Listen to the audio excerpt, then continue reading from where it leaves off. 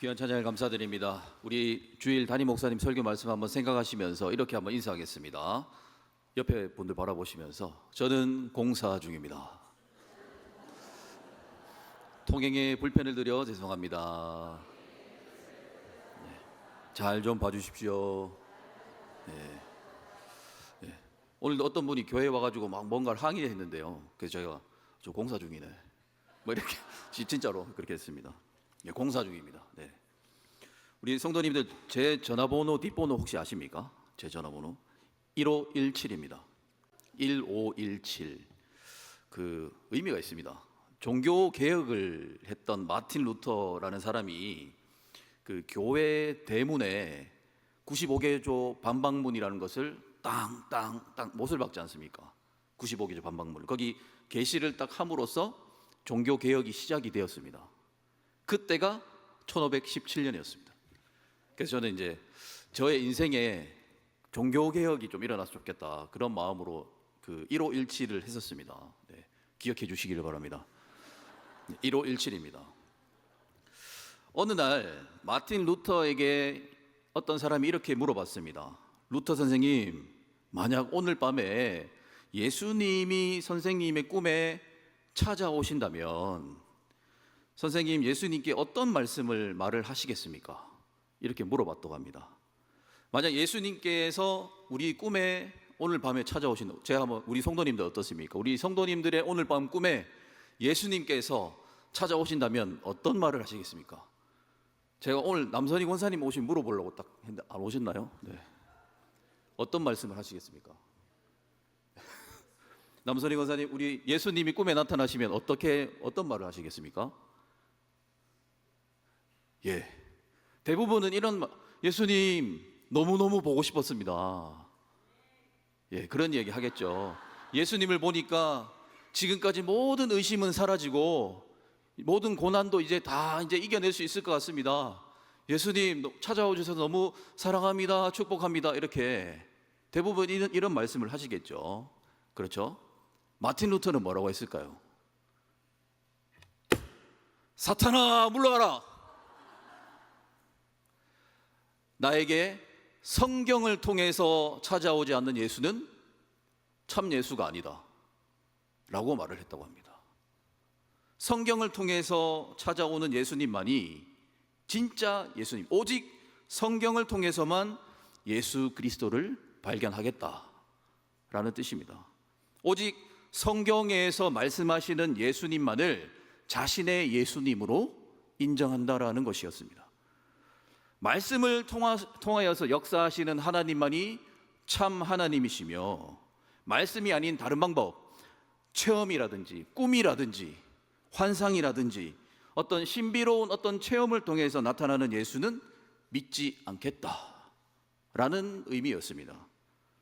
마틴 루터가 이렇게 말한 이유가 무엇일까요? 우리 환상과 꿈과 체험 이런 것들을 무조건 틀렸다고 부정하는 것 아닙니다. 절대로 그렇지 않습니다. 교회 안에서 우리 성도님들께서 체험하신 그 아름다운 경험들, 하나님의 음성, 체험, 그런 모든 것들 무시하는 것 아닙니다. 그거 다 틀렸다라고 마틴 루터가 말하는 것이 아닙니다. 하나님의 말씀, 성경이야말로 우리가 가장 신뢰할 수 있고, 아멘이시죠? 믿을 수 있고, 우리 성도님들의 신앙생활의 중심에 그 무엇보다 하나님의 말씀, 성경이 자리 잡고 있어야 한다는 것을 마틴 루터가 강조하기 위해서 그렇게 말한 것입니다. 이 당시에 루터가 혼자 어떤 성에서 칩거하면서 자기 나라 독일에 배포할 독일어 성경을 만들고 있었습니다. 그러니까 그 작업이 얼마나 힘들었겠습니까? 그거를 방해하려고 마귀가 얼마나 방해를 했는지 모릅니다. 그 글에 나와 있습니다. 자신의 어떤 자서전 이런 것에 나와 있습니다. 때로는 막 환청이 들리고요. 성경을 막 번역하는데 사탄이 막 괴롭힙니다. 환청으로. 또 때로는 환상 중에 마귀가 막 직접 나타나기도 하고 그렇게 괴롭혔다고 합니다. 그만큼 성경, 하나님의 말씀이라는 것은 이 사단에게는 너무나 무서운 것이었습니다. 그러니까 그렇게 방해가 얼마나 많았겠습니까? 오늘날 마찬가지입니다. 우리 성도님들도 성경책 한번 보려고 하시면 얼마나 방해가 많으신지요? 그렇지 않습니까? 제 친구 중에 이 성경을 보려면 일단은 청소를 해야 된답니다. 이제 정결한 마음으로 봐야 되기 때문에 집안 청소를 먼저 한다고 합니다. 청소를 다 하면은 1시간 정도 청소를 하고, 청소가 끝나면 이제 조금 배가 고파져가지고 집중해서 성경을 읽기 위해서 배가 고프면 안 되니까 라면을 하나를 먹는다고 합니다. 그 라면을 먹으면은 잠이 조금 오니까, 성경을 잘 읽으려면은 잠이 오면 안 되니까 한 10분 정도만 탁 자고 맑은 정신으로 성경을 본다고 탁 이렇게 10분만 딱 자고 눈을 뜨면 아침이라고 합니다. 네. 얼마나 방해가 많은지 모릅니다. 우리 성도님들 성경책 한번 보시려면은 얼마나 어려운지, 특별히 레위기 이런 거 보시면 그야말로 힘듭니다. 오늘 본문의 느헤미야 시대에 수문 앞 광장에 이스라엘 백성들이 일제히 모였다 이렇게 기록합니다. 1절 한번 보십시오. 1절이 8장 1절입니다. 일제히. 예전 성경에 보니까 한 사람처럼 이렇게 기록합니다. 이스라엘 백성들이 마치 한 사람처럼 모였다 이렇게 기록합니다. ESV 성경에서도 보니까 한 사람처럼 이렇게 번역합니다. As one man 이래가지고 한 사람, 마치 이게 무슨 의미일까요? 근데 개역 개정 성경에서만 일제히 모였다 이렇게 기록을 하는데, 저는 한 사람처럼 이란 뜻이 좀 더 좋은 것 같습니다. 이스라엘 모든 백성들이 한 사람처럼, 무슨 뜻일까요? 마음이 하나가 되었다는 뜻입니다. 마음이 하나가 되어서 하나의 비전을 품었다라는 의미가 되어집니다. 그렇게 이들이 하나의 비전을 품고 이 지금 수문 앞 광장에 모인 이유가 무엇이지요? 8절 말씀 한번 보십시오. 8절입니다. 무엇입니까? 맞습니다. 율법책, 그러니까 이 모세의 율법책, 분명히 레위기였을 것입니다. 레위기가 어떤 책입니까, 성도님? 모세가 시내산에서 받은 하나님의 말씀입니다. 그렇습니다. 이 이스라엘 백성들의 마음에 하나님의 말씀을 막 듣고 싶은 마음이 불같이 일어났었습니다. 이 얼마나 아름다운 일인지요. 이스라엘 백성들은 예루살렘 성벽 재건을 완수를 했습니다. 그리고 성전도 완수했습니다. 오늘 차량 운행 가니까 우리 이인우 집사님께서 세 가지, 느헤미야 시대의 세 가지의 회복을 말씀해 주셨습니다. 저도 놓치고 있었던 것. 성전의 재건 누구지요? 여호수아. 성벽의 재건 느헤미야. 신앙의 재건 에스라. 그렇습니다. 우리 집사님께서 저에게 가르쳐 주셨습니다. 맞습니다. 이 세 가지를 전부 완수했습니다. 그리고 각 분야에 필요한 사람들도 전부 배치를 완료를 했습니다. 그런데 그러면 이제 다 준비가 다 끝난 것 같은데 마음에 평강이 없었던 것입니다. 이스라엘 백성들이 성벽을 재건하고 성전도 재건하고 신앙도 이제 재건을 해야 되는데, 성벽을 재건하고 성전을 재건했는데도 마음에 평강이 없습니다. 눈에 보이는 것들을 완벽하게 만들어 놨는데 아직 뭔가 채워지지 않은 무엇인가가 있었던 것입니다. 그게 뭘까요? 외면의 성벽이 아닌 우리 심령의 하나님 말씀의 성벽이 세워지는 것, 믿음의 성벽, 신앙의 성벽. 아무리 눈에 보이는 멋진 그런 성벽을 완성했을지라도 불안하고 공허했던 것입니다. 놀라운 것은 이 공허한 마음을 이스라엘 공동체 모두가 동시에 느꼈다라는 것이죠. 이런 것을 부흥이라고 말하는 것입니다. 모든 공동체 일원이 뭔가 채워지지 않는 갈증을 느끼는 것, 이것을 부흥이라고 말합니다. 그렇습니다. 우리의 인생에 말씀 성벽이 안 되어 있으면 우리는 다 무너지게 되어져 있습니다. 이스라엘 백성들이 그걸 깨달은 겁니다. 우리가 이렇게 멋진 성벽을 지었지만 성벽이 우리를 지켜주는 것이 아니다. 하나님의 말씀이 우리를 지켜주시는 것이다. 우리 모두 말씀 들으러 가자, 이렇게 되었던 것이지요. 2절의 말씀 보니까, 2절을 보니까 일곱째 달 초하루 이렇게 기록하고 있습니다. 일곱째 달 초하루. 우리 성도님들 다 아실 것입니다. 이스라엘은 7월 달이 새해입니다. 아시죠? 7월이 새해입니다.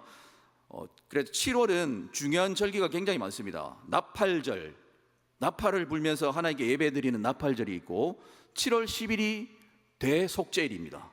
그리고 7월 15일이 초막절이죠. 초막절 다 아시지요? 일주일 동안 나무로 천막 텐트 만들어 가지고 예전에 그 광야 생활을 재현하는 거 초막절이지 않습니까?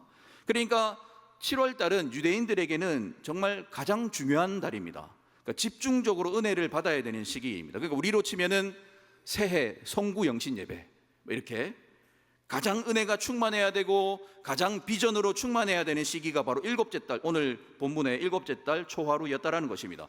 이 중요한 시기에 유대인들이 가장 먼저 하나님의 말씀으로 자신들의 인생에 참된 성벽을 쌓았다라는 것이죠. 얼마나 귀한지요. 2절 3절 말씀 보십시오. 2절 3절입니다. 남자나 여자나 알아들을 만한 모든 사람 앞에 이르러 수문 앞 광장에서 새벽부터 정오까지 남자나 여자나 알아들을 만한 모든 사람 앞에서 읽음에 뭇 백성들이 그 율법책에 귀를 기울였는데 라고 기록합니다. 백성들이 율법책에 귀를 기울였습니다. 너무 중요합니다. 우리 성도님들, 제가 자주 말씀드린 것 같습니다. 하나님께서 어떤 사람에게 복을 주실 때 가장 먼저 나타나는 현상 무엇이지요? 귀를 열어주십니다. 귀를 열어주십니다. 가장 먼저는 하나님께서 어떤 사람에게 축복해 주실 때 귀를 활짝 열어서 말씀이 너무나 잘 들리게 해주십니다. 설교자가 누구이건 관계없이. 반대로 하나님께서 누군가에게 벌 주실 때 가장 먼저 귀를 닫아버리시지요. 아무리 들어도 말씀이 들리지 않습니다. 말씀이 방금 들은 것 같은데도 기억이 나지 않습니다. 이게 현상이죠. 어느 날 예배 드리러 오셨는데 그날따라 말씀이 그냥 쏙쏙쏙 잘 들어오고 그냥 그날따라 말씀이 막 이해가 되고 납득이 되고 막 삶에 적용이 되어지고 감동이 되고 은혜가 되고 설교 듣는데 막 눈물도 나고. 우리 성도님들 눈물 흘리신 적이 언제이신지요? 그 왜 그렇다고요? 그날따라 그런 것 아닙니다. 하나님께서 귀를 활짝 열어주신 것이죠. 복 주시기 위해서. 그 사람은 절대 망하지 않습니다. 하나님 말씀이 귀에 들린 사람은요 절대 망하지 않습니다. 그는 그 말씀대로 살기 때문입니다. 하나님 말씀이 그를 사로잡고 있기 때문입니다. 이런 축복이 있으시기를 축복합니다. 그런데요, 반대로 교회만 오면 잠이 오고 어떻게 그렇게 신기하게 말씀이 딱 시작하면 정확하게 잠이 오고 딱 끝나면 정확하게 눈이 떠지는지 한 주간의 모든 피로를 그 설교 시간에 다 충전을 시키고 이제 개운한 마음으로 지하에 잔치국수를 먹으러 가는, 방금 들은 하나님 말씀도 기억이 나지 않습니다. 은혜도 안 되고 눈물도 안 나고 마음 기억도 안 됩니다. 감동도 안 되고. 이런 현상이 괜히 그런 건 아닙니다. 성도님, 좀 극단적으로 말씀드리면 어떻게요? 하나님께서 귀를 닫았다. 설교자를 원망하지 마시고 오늘 제 말을 기억해 주시기를 바랍니다. 귀가 닫혔다. 엘리 제사장의 두 아들 이야기 제가 자주 말씀드렸습니다. 홈리와 비나스에게 그들이 하나님 앞에서 악하게 살았습니다. 그래서 아버지가 제사장이니까 아들들아 너희 소문이 좋지 않아. 너희들 왜 그렇게 사는 거니? 너 그러다 큰일 난다. 그런데 그 아들들이 아버지 말을 안 듣습니다. 근데 버릇이 없어서 안 듣는 줄 알았는데 그 뒤에 사무엘상 2장 25절 보니까 이렇게 기록되어 있었습니다. 그 아들들이 아버지의 말을 듣지 않았으니 이는 여호와께서 이들을 죽이기로 작정하셨습니다. 너무나 무서운 말씀입니다. 그러니까 잘 듣는 사람은 복된 사람입니다. 듣기 싫어서 안 듣는 것이 아니고요, 하나님이 그들의 귀를 닫아버리셨다 이렇게 말을 하고 있습니다. 말씀이 들려야 회개를 할 수 있습니다. 말씀이 기억이 돼야 기도도 할 수 있지요. 말씀이 잘 들어와야지 눈물도 흘릴 수 있고 변화가 일어나는데 아무리 들어도 여기 기점만 때리고 끝나버리는 그런 말씀이니까 그 상태로 계속 살아가게 되었다라는 것이죠. 그 우연인 줄 알았는데 하나님 말씀이 그게 아니라 하나님께서 벌 주시려고 귀를 닫아버리셨다라고 기록하고 있었습니다. 너무나 무서운 말씀이지 않습니까? 오늘 느헤미야 8장 3절에 뭇 백성이 그 율법책에 귀를 기울였다. 이 얼마나 그래서 은혜로운 말씀인지요. 자기들이 귀를 기울인 것입니까? 아닙니다. 본인들이 말씀을 들으려고 한 것이 아닙니다. 하나님께서 이들에게 복 주시려고 귀를 활짝 열어주신 것이죠. 그러니까 설교를 듣는데 다 은혜가 됩니다. 하나님 말씀이 듣는 대로 은혜가 되고 감동이 되니까 변화가 일어나고 역사가 일어납니다. 삶이 변화가 되어집니다. 어느 날 어떤 목사님께서 제가 이런 얘기 들었습니다. 귀뚜라미 전문가 박사님과 같이 길을 걸어가고 있었답니다. 어떤 목사님이. 그런데 이 귀뚜라미 박사님께서 이렇게 말합니다. 목사님, 귀뚜라미 소리 들리세요? 이 소리? 아무것도 안 들리는데. 목사님이 속으로 뭐지? 나는 아무 소리도 안 들리는데 이 사람 이상한 사람인가? 소모즈인가? 소모즈 아십니까?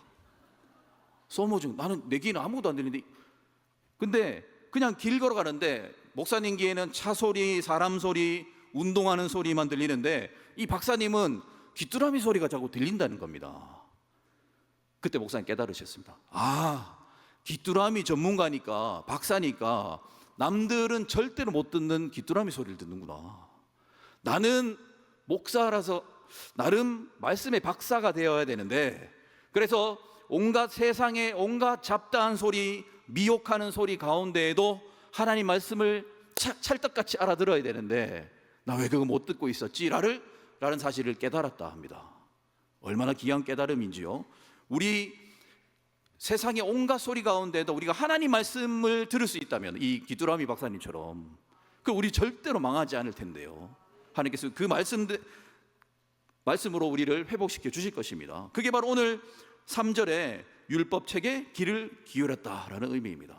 저는 이런 은혜가 우리 성도님들의 인생에 충만하시길 주님의 이름으로 축복합니다. 하나님의 말씀이 우리의 마음에 가장 강력한 성벽이 되어 주시는 것입니다. 그런데요, 오늘 중요한 것은 오늘 5절과 6절입니다. 저는 우리 성도님들 5절과 6절 말씀을 반드시 기억하시기를 정말 부탁의 말씀을 드립니다. 한번 우리 5절과 6절 말씀 한번 읽어보겠습니다. 시작.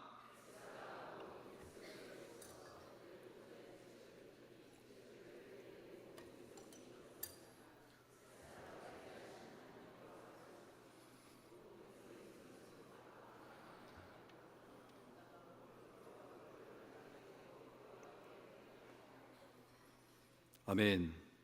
저는 이 5절 6절 우리 성도님, 에스라가 드디어 율법책을 착 펼칩니다. 책을 펼칩니다. 그런데 그때 모든 백성들이 다 자리에서 일어납니다. 하나님 말씀을 앉아서 들을 수 없다.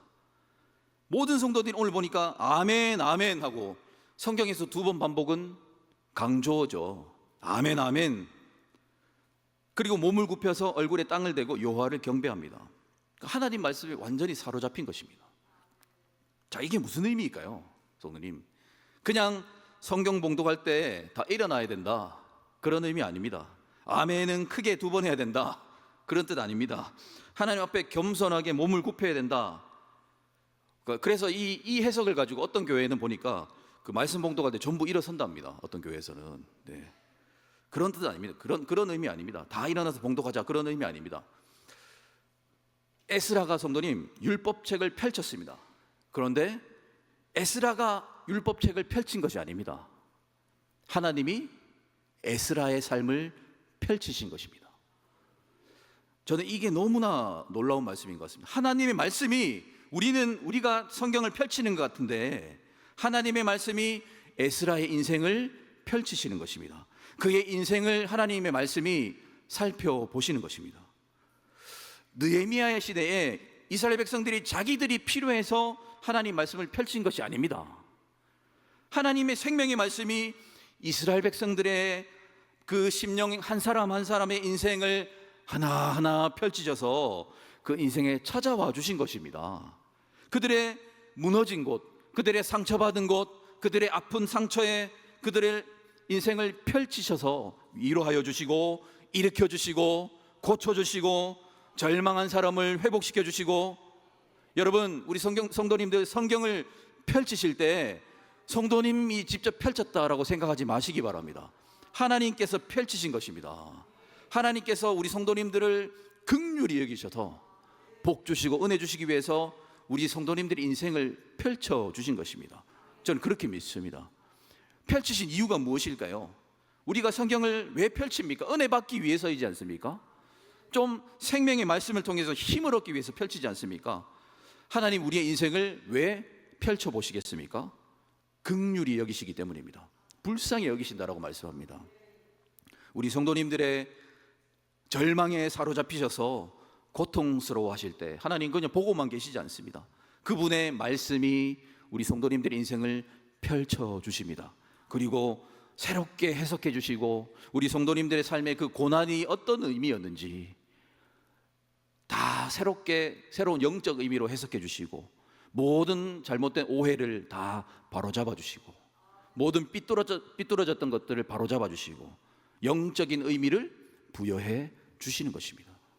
이것이 지금 에스라가 성경을 펼쳤다의 의미가 되어지는 것입니다. 성도님, 우리가 하나님의 말씀을 해석하는 것이 아닙니다.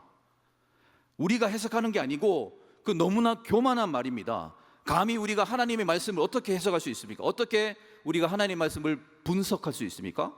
하나님의 말씀이 우리 삶을 해석하는 것이지요. 하나님 말씀이 우리를 분석하셔서 힘주시고 위로해 주시는 것이지요. 우리는 우리가 하나님 말씀을 묵상했다라고 생각해서는 안 됩니다. 하나님의 말씀이 우리의 삶을 묵상하셨다. 그래서 힘 주시는 것입니다. 우리에게 힘을 주시고 능력을 주시고 은혜를 주시고 그래서 이 험난한 오늘의 인생을 이길 수 있도록 힘을 주시는 것입니다. 여러분, 이 수문 앞 광장에 일어난 일의 의미가 바로 이것입니다. 사랑하는 성도 여러분, 말씀을 마치겠습니다. 말씀의 성벽을 쌓으시기를 주님의 이름으로 축복합니다. 어떤 원수 대적도 감히 무너뜨릴 수 없는 말씀의 성벽이 우리 성도님들의 심령 안에 세워지기를 주님의 이름으로 축복합니다. 매일매일 우리 성도님들의 고단하고 피곤한 인생을 하나님의 생명의 말씀이 참되고 거룩하고 아름다운 의미들로 재해석해 주시는 그런 복된 은혜가 있으시길 축복합니다. 우리 성도님들의 삶을 지켜주실 것입니다.